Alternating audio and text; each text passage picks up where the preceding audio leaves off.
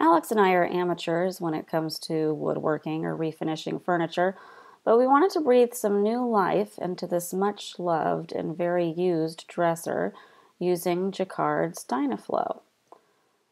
As you can see, it is a very damaged piece of furniture. So the first thing we need to do is sand it.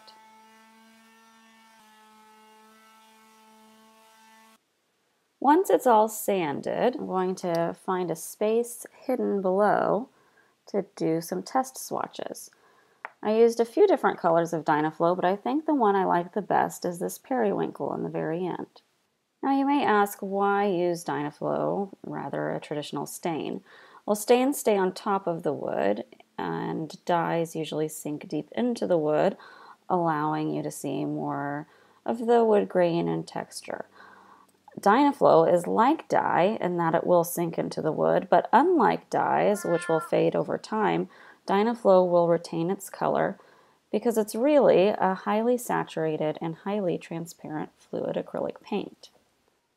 I'm applying it with a sponge and going in the direction of the wood. You could also use a brush to do this. It is also important to remember to let it dry in between coats.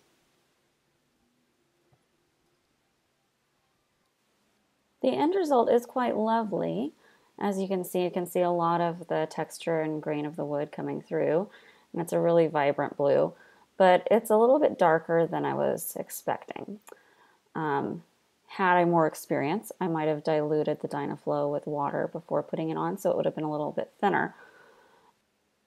But I do have a solution. I'm going to go back over it again with some white and violet. I am going to be mixing my own colors, so I'm going to use measuring utensils to make sure that it's the same quantity each time I mix it. And the white is a bit opaque, so it's not going to be as transparent, but I'm okay with that. I'm interested to see what will happen.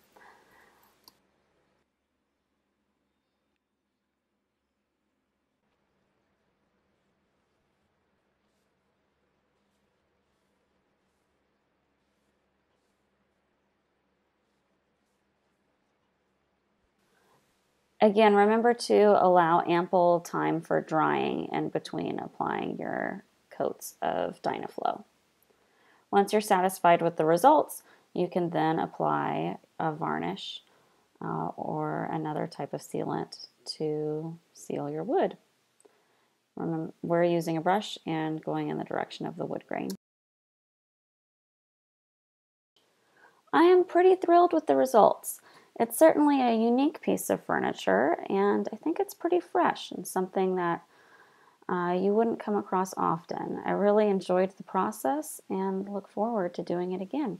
And I encourage you to do the same.